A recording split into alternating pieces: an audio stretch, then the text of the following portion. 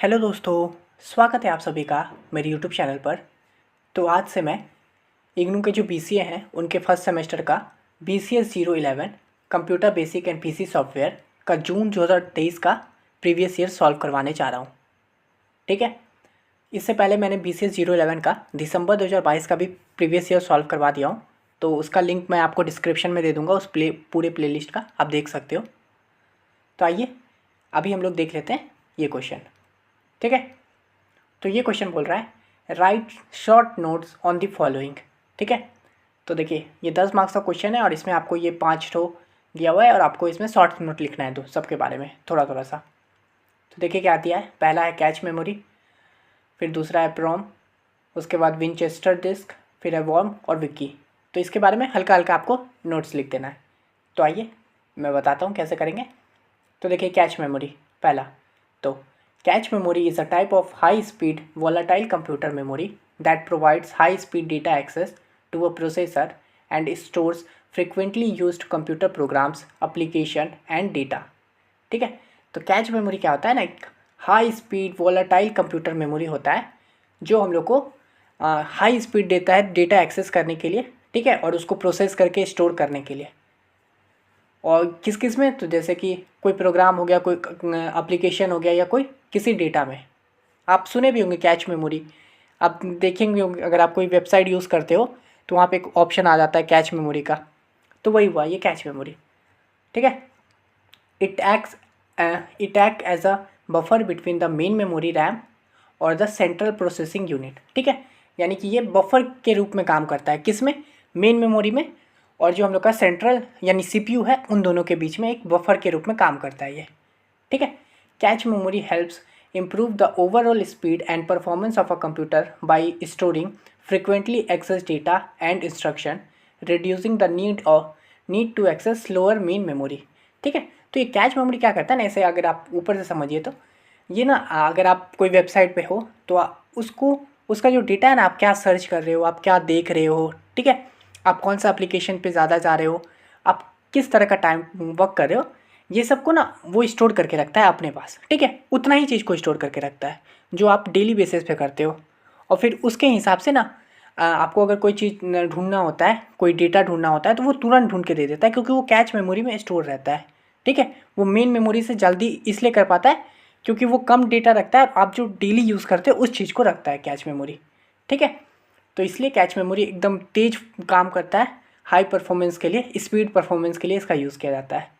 ठीक है, और वही चीज़ अगर आप मान लीजिए आप क्या सर्च कर रहे हो, क्या देख रहे हो, मेन मेमोरी में जाओगे ना उसमें तो बहुत वक्त लगेगा। ठीक है, क्योंकि मेन मेमोरी में आपका सभी डेटा है, आप क्या कर रहे हो, कौन सा वेबसाइट पे कब क्या कहाँ क्यों, सब डेटा उसमें रखा हुआ है। ठीक है, आपके कंप्यूटर का भी सभी कुछ रखा हुआ है। लेकिन कैच मेमोरी में क्या करता है ना, वो आपके यूजर्स का, जो आप डेली यूज़ कर रहे हो, जो ज़्यादा यूज़ कर रहे हो, जो आपने रिसेंट में यूज़ किया है, वो सब का डेटा स्टोर करके रखता है। ठीक है, तो देखिए मैंने बहुत ही सिंपल सा लिखा है, आपको एकदम एक ही बार में पढ़ के समझ में आ जाएगा, वैसा सिंपल भाषा में लिखे हुए हैं। ठीक है, अब देखिए दूसरा है प्रोम, PROM। तो ये क्या है, प्रोग्रामेबल रीड ओनली मेमोरी। देखिए नाम से ही पता चल रहा है रीड ओनली मेमोरी। तो अब जिस मेमोरी में आप रीड ओनली लिखा है, इसका मतलब क्या है, उस मेमोरी में आप सिर्फ उसको रीड कर सकते हो, है ना। ये तो बेसिक हो गया। अब आइए देख लेते हैं। PROM is a type of non volatile memory that is programmed only once, है ना। ये जो प्रोम मेमोरी होता है ना, ये नॉन वोलाटाइल होता है, मतलब कि इसमें अगर आप कोई चीज़ स्टोर कर दोगे तो वो हमेशा रहेगा, वो आप उसको डिलीट नहीं कर सकते हो। ठीक है, और वहाँ पे देखिए लिखा भी है that is programmed only once, यानी कि ये एक बार वर्क करता है। It is used in the manufacturing of electronic device to store permanent data और प्रोग्राम्स, है ना। इसका यूज़ क्यों किया जाता है, इलेक्ट्रॉनिक डिवाइस में पूरा परमानेंट डेटा को स्टोर करने के लिए। ठीक है, PROM retains it stored information even when the power is turn off during the programming process. Specific bits are permanently set and these settings cannot be changed later. PROM is commonly used for firmware and BIOS in computer systems। देखिए कितना simple लिखा हुआ है एकदम, आपको समझने में कोई दिक्कत हुआ। क्या होता है कि प्रोम में जो डेटा जो हम लोग दे देते हैं ना, वो अगर पावर कट भी हो जाता है तो भी हम लोग उसको रिट्रेन कर सकते हैं, यानी कि उसको फिर से यूज़ कर सकते हैं। वो हम लोग को डेटा उसका डिलीट नहीं होता है, हालांकि जैसे यहाँ पे लिखा हुआ है नॉन वोलाटाइल, यानी कि अगर इसमें कोई डेटा डाल दिए हैं तो वो लाइट कट जाए, पावर कट हो जाए, कुछ भी करे, वापस जब आप ओपन करोगे तो वो डेटा उसमें रहेगा ही। ठीक है, तो एकदम सिंपल सा था। रीड ओनली मेमोरी, इससे आप सिर्फ रीड कर सकते हो। और यहाँ पे देखिए during the programming process specific bits are permanently set, है ना, यानी कि जो आप बिट्स उसमें सेट कर दिए वो सेट रहेगा और वो कभी सेटिंग नहीं चेंज नहीं हो सकता, and these settings can not be change later. ठीक है, तो ये हो गया प्रॉम के बारे में। उसके बाद थर्ड है विंचेस्टर डिस्क। देखिए ये सब कोई हार्ड लगा आपको? दोनों पढ़े तो आपको पढ़ने से ही एकदम समझ में आ गया होगा, इतना सिंपल है। ठीक है, उसके बाद देख लेते हैं ये विंचेस्टर डिस्क। ये क्वेश्चन ये वैसे ये बहुत कम भरा है डिस्क विस्क, मैंने आज तक बहुत बहुत कम देखे हैं कि ये विंचेस्टर डिस्क के बारे में। डिस्क के बारे में तो क्वेश्चन आता है लेकिन ये नहीं आया था। ठीक है, पर आइए देख लेते हैं इसके बारे में भी। The term Winchester disk historically referred to a type of hard disk drive that was introduced by IBM in 1970s। ठीक है, वही बताएं कि ये कब निकला था और किसने निकाला था। ठीक है, तो IBM के द्वारा किया गया था 1970s में। ठीक है, the name Winchester become a synonym for hard drive in general. ठीक है, तो ये विंचेस्टर है पर्यायवाची हार्ड ड्राइव का। ठीक है, these early hard drives used sealed enclosures to protect the internal components from contaminants, and the name Winchester was associated with a specific model of IBM hard drive। ठीक है, तो ये क्या करता है ना, ये अर्ली हार्ड ड्राइव है, सील्ड इनक्लोजर का यूज़ करता है ताकि इंटरनल कंपोनेंट जो है ना हार्ड ड्राइव का वो स्टोर अच्छे से रह सके। ठीक है, and name Winchester was associated with a specific model IBM hard drive. और ये जो विंचेस्टर नाम है ये एसोसिएटेड है एक स्पेसिफिक मॉडल का। ठीक है, IBM के हार्ड ड्राइव का एक स्पेसिफिक मॉडल के लिए इसका नाम दे दिया था Winchester. Over time the term has become less common and modern hard drives are simply referred to a hard disk drive. और उसके बाद वक्त के साथ ये विंचेस्टर डिस्क का यूज़ कम हो गया और हम लोग का जो कॉमन हार्ड डिस्क ड्राइव है वो आ गया। ठीक है, तो ये था सिंपल सा विंचेस्टर डिस्क का मीनिंग। अब देख लेते हैं हम लोग फोर्थ नंबर वॉर्म, WORM, यानी कि राइट वंस रीड मैनी। अब देखिए ये पढ़ने से आपको समझ में आ गया है। वॉर्म मतलब क्या?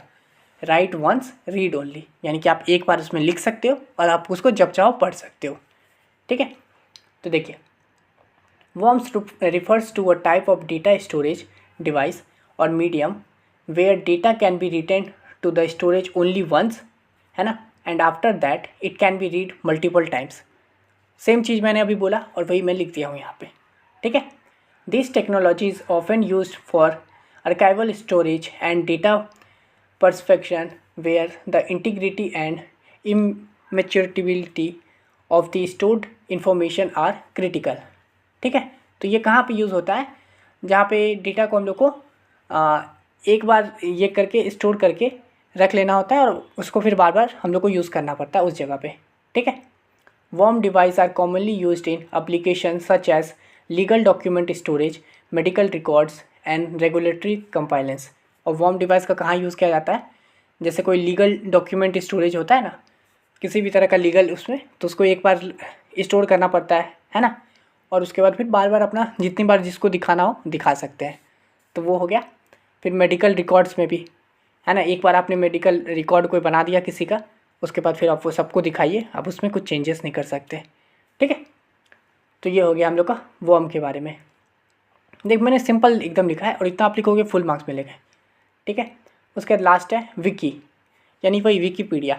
और हाँ, आप इसको चाहोगे ना तो अपने हिसाब से भी लिख सकते हो। आप तो पढ़ लियो ना, आप तो समझ गए हो, आप इसको ऐसे लिखिए या फिर आप इसको एक पॉइंट किए फिर दूसरा पॉइंट में लिख दिए, है ना, इससे छोटा लिखिए इससे ज़्यादा लिखिए, ये आपके ऊपर है। ठीक है, अगर आप इतना लिखोगे तो फुल मार्क्स मिलेगा, ये बता दिया हूँ। इससे कम भी लिखोगे तो भी आपको अच्छे मार्क्स मिल सकते हैं। ठीक है, आप ये देखिए विकी। अब Vicky is a collaborative website that allow user to create, edit and organize content collectively। ठीक है, तो बस ये विकी आप लोगों को पता ही होगा, विकीपीडिया यूज़ भी करते होंगे आप लोग सभी लोग। तो वही है, एक वेबसाइट है जो अलाउ करता है यूज़र को कि वो क्रिएट करे, एडिट करे, ऑर्गेनाइज करे कंटेंट को अपना, है ना। The term Vicky comes from a Hawaiian word from the quick, है ना, तो ये विकी वर्ड कहाँ से आया? तो क्विक से आया। Wikipedia, one of the most well-known wikis, is an online encyclopedia where user contribute and edit articles.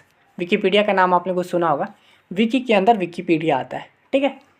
तो ये एक ऑनलाइन इंसाइक्लोपीडिया है where user contributes and edit articles. आपने विकीपीडिया पे आपको सब कुछ मिलता है ना, वही सब है, ठीक है।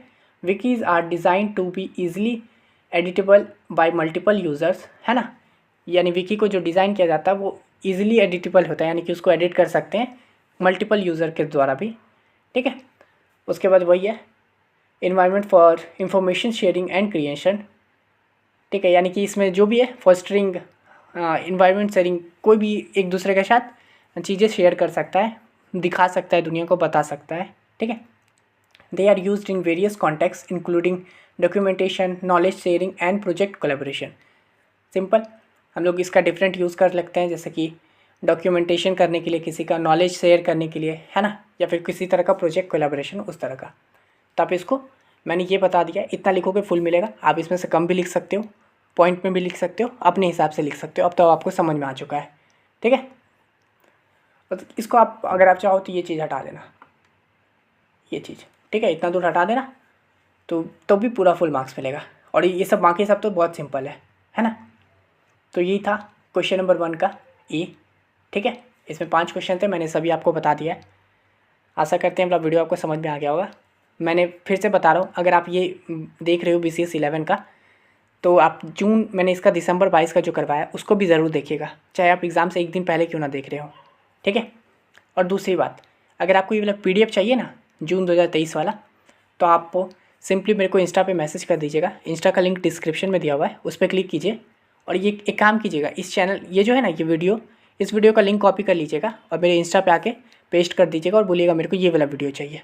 सिंपल है, और कुछ नहीं करना है आपको। हाय हेलो नहीं लिखोगे तो भी चलेगा, बस इस वीडियो का लिंक कॉपी कीजिए, वहाँ जाइए, पेस्ट कीजिए और बोलिए ये वाला PDF चाहिए। ये फ्री PDF नहीं है, पेड PDF है, तो आपको इसको परचेज़ करना पड़ेगा, ठीक है। मैं वहाँ पे आपको बता दूंगा कैसे पे करना है, आप पे करोगे और मैं ये PDF आपको दे दूंगा विदिन 2 मिनट्स, ठीक है। तो अगर चाहिए होगा तो इंस्टा पे मैसेज कर दीजिएगा। चैनल पर न्यू हो तो सब्सक्राइब कर लीजिए। और अगर आप फर्स्ट सेमेस्टर में हो तो मैंने और भी प्रीवियस ईयर सॉल्व करवा दिया हूँ, इसी का सेकेंड का भी, थर्ड का भी, सभी का करवा चुका हूँ। तो चैनल को सब्सक्राइब कर लीजिए और प्रॉपर मैं यहाँ पे पढ़ाई करवाता हूँ, आप पढ़ सकते हो, ठीक है। मिलते हैं नेक्स्ट वीडियो में, तब तक के लिए धन्यवाद।